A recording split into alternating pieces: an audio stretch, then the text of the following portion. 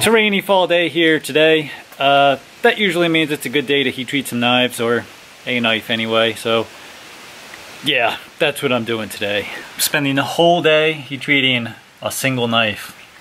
Well, that's actually not 100% true, but it's kind of true. Got a knife in here, gotta let it soak for about 20 minutes, and then we'll pull it out and quench it in Parks AAA. 20-minute soak and Parks AAA usually means 01 tool steel. And yeah, that's correct, it's 01 tool steel.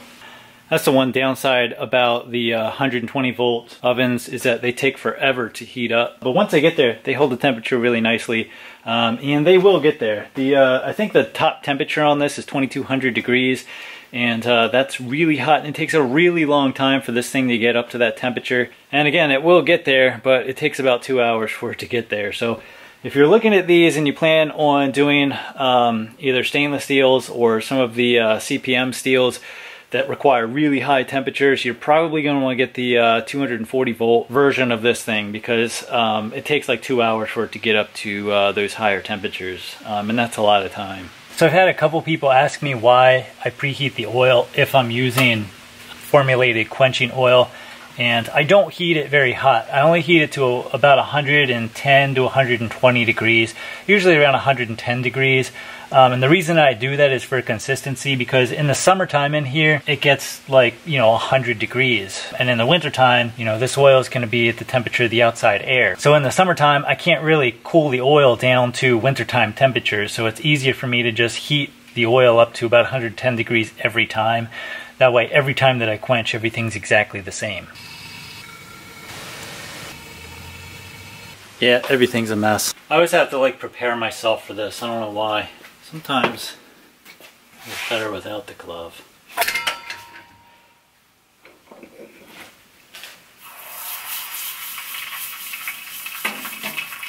No flame. Womp womp womp. So our oil temperature went from about 120 degrees to almost 140 degrees. I was going to go ahead and let that sit in there while our oven's cooling down. That way it doesn't drop below about 125 degrees. And I'll put it in the tempering oven. So we got the oven cooling down and it stopped raining. So figured I'd come outside. The temperature's really nice. It's probably only like 65 degrees, which is perfect. Rainy, leaves are falling. Honestly, it couldn't get any better. This is like my favorite weather. I know that's kind of weird, but I don't care. Anyway, so I guess there's not a whole lot of point to this video. I'm always worried about these branches falling on me. I know I haven't posted a video in a while, and hopefully I'll get back into posting videos very soon. I just had so much going on, and everything has been on a time crunch. So anytime that I try and make a video with a camera, it just adds like 3 times the amount of time it takes to do anything. Even walking across the shop from one end to the other, it'll take me 3 times longer because I gotta drag a camera and try. So there will be more videos coming soon. I think the style of video is probably gonna change a little bit. And that's simply due to, just due to time. It just takes so long to make the complete all-in-one build videos. And I know some of you aren't super big on the 37-part video series to make a hair tie or whatever Alex Steele's making now. Anyway, that's pretty much the stuff I wanted to share. As far as I can remember, I'll probably remember the other really important thing that I was supposed to say. Not that this was important, but I'll probably remember that other thing that I was trying to say on my drive home, which will be okay. I guess I can always turn the camera back on. But anyway, I guess I'll get back in and finish my temper cycles. This is what we call a knife maker's candle. No! Yeah. No! We lost it. Quench oil doesn't burn that well. I know, I'm just completely goofing off at this point.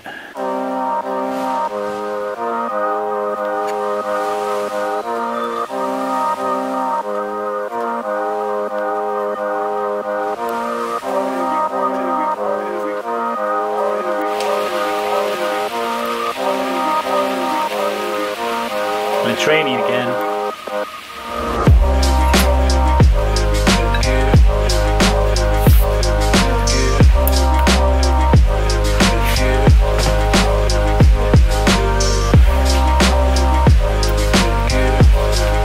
So it looks like right here towards the tip we have just a tiny warp. There was actually a slight warp here before I heat treated it, and I straightened it, and it looks like it's back.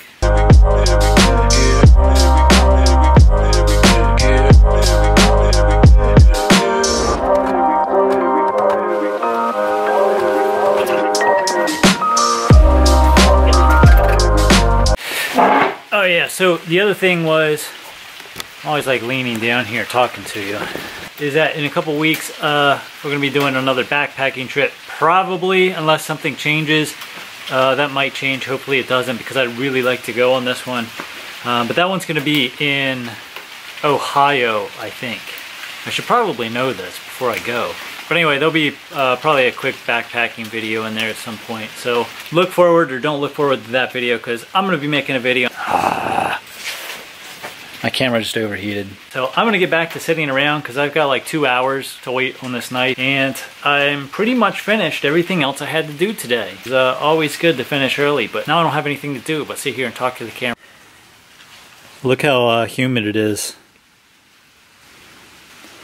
This is the carbon fiber tube and the carbon fiber pins. Thoroughly roughed up with 40 grit sandpaper. I don't know if you can see that, but almost has like, I've heard it described as micro threads, if I can focus on it. That'll give the epoxy something nice to grab onto. And again, same on here, but the humidity's blocking everything out. 60 grit sandpaper. Thoroughly roughed up. Gonna be an interesting looking knife. First time I've ever worked with, this is I think Ivory G10. It's the first time I've ever worked with it.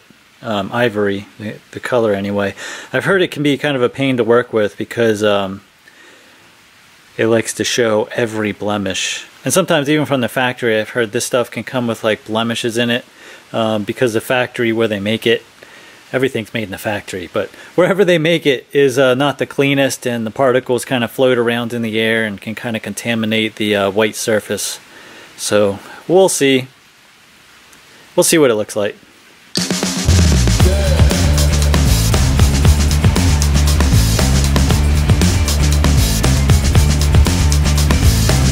So it's day 2 of the knife making show about nothing. I have the knife back in the temper oven for another 2-hour cycle. That'll be 3 2-hour temper cycles. Honestly, I'm not sure if the third cycle really does anything. I think you kind of get to a point of diminishing returns, but I'm gonna do it anyway since I've got to work on the scales, which is always fun. And I'll be right back. I gotta change the battery.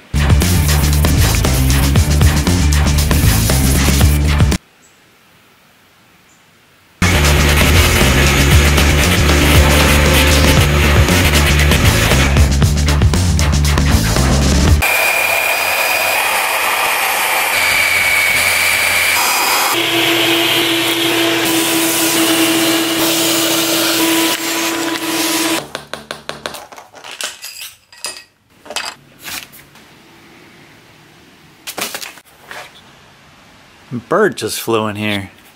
Oh, they just flew out. So guys, I was in here kind of like working, and I heard something over there. It sounded like something fell into the ground. So I like walk over here.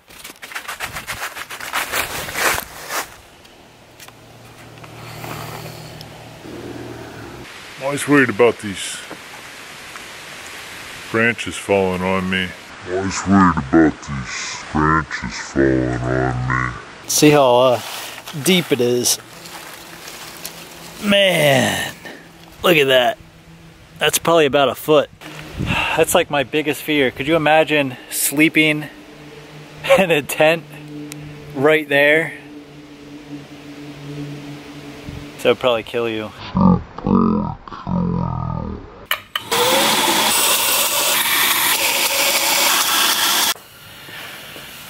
So my camera's about to die. I literally have no battery left.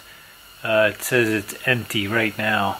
I'm just gonna glue this knife up, let it set up, and hopefully I'll... Suddenly, the world I used to know, I see it differently. You woke me from a dream, now here's reality. Baby, baby,